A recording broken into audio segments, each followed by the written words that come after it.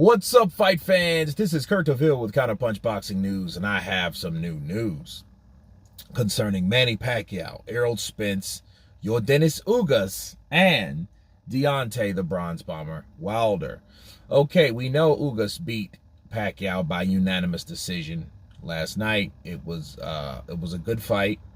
We know that Ugas pretty much nullified Manny Pacquiao with his jab, kept him at bay, and landed hard right hands, those Marquez-style right hands that he landed last night against Manny Pacquiao. Manny Pacquiao himself, being 42 years of age, made a great account of himself, though. He did not go out. He did not take an ass whooping lightly, and he gave a little bit of his own. Now, this is what I'm tired of, and I've seen this all day long. Errol Spence supporters, this is to you guys. Nothing wrong with Errol Spence or anything like that. I hope he's recovering, but I can tell you this. Stop giving him credit for something he didn't do. Okay? He didn't fight Manny Pacquiao last night. Yordenis Ugas did. He didn't beat Manny because he didn't fight Manny. So stop trying to give Errol Spence credit for something he didn't do. Okay? That's annoying, it's inappropriate, and it doesn't make any damn sense. Okay? You're just clout chasing, you're just dick riding. So stop. Okay? Yordenis Ugas fights nothing like Errol Spence. And this is what I mean by this. People saying, oh man, that'd have been Errol Spence. Oh man, Errol Spence would have destroyed. Man, imagine he was in there with Errol Spence. He wasn't in there with Errol Spence. He was in there with a totally different boxer. He was in there with a conventional boxer. He was in there with an experienced Cuban boxer from the Cuban school, right, that uses it appropriately. He wasn't in there with Errol Spence.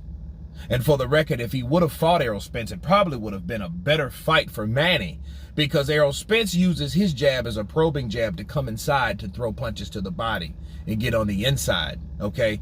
Where that would have been played into Manny's hands a lot better. Why do you think the damn sparring partner was getting, into or having success with Errol the True Spence? Because of how Errol fights. Errol likes to mix it up. Errol likes an exciting fight. Errol, what made him exciting was a guy that came in and he would step in. He would step in. Then when he steps in, pop, pop, pop, pop. Then he likes to square it up. He's a tough kid and he's durable because he had to, according to the way he fights, his style. Yordenis Ugas don't fight like that.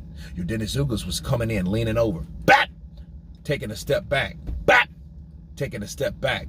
And then he gets and he keeps Manny where he wants him, then boom, he would hit him with that punch. But when Manny did try to come in, he would throw his own body shots, which that's where a lot of warnings took place. And I'm surprised that it didn't take at the point, because that could have easily happened.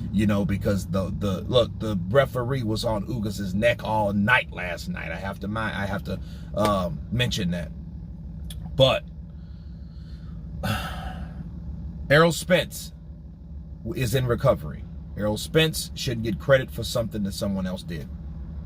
Okay? Stop imagining what someone else would have done in the ring. That makes no sense. People did the same thing with Wilder. Here's where Wilder comes in. They're like, hey man, what Wilder got to do with a welterweight fight? They all did the same shit with Andy Ruiz and Anthony Joshua. Oh man, that'd have been Wilder, man. Shit, Andy beat him. Shit, Wilder would have beat Joshua. No, you don't. No, you don't. That's Andy Ruiz fighting Anthony Joshua, not Wilder. And for the record, if Joshua would have came in and caught Wilder with a right uppercut and a left hook, the way he caught Andy Ruiz, who's to say what Deontay Wilder would have done? But it was not fair to me to say, oh, well, he would have surely been knocked out, because I don't know. It wasn't him. So stop. It wasn't him. All we know, we don't even know if Wilder would have been dropped by that type of punch. We don't know. You know what I mean?